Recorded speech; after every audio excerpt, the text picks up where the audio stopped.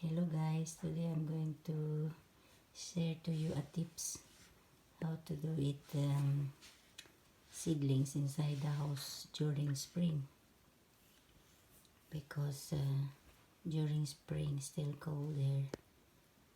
Yeah, this country who has winter season, still cold outside during spring. So during spring I am planting seeds inside the house and putting by the window.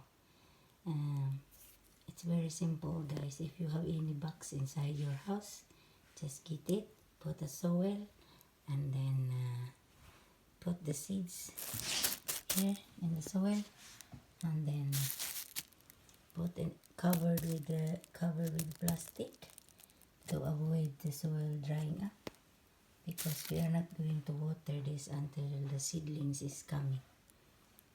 So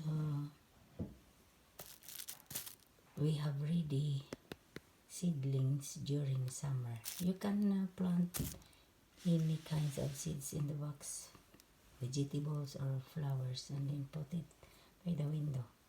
And also this plastic, it will keep the box warm, so makes the seeds to grow. That's all for today, guys. Thanks for watching. God bless everyone. Bye.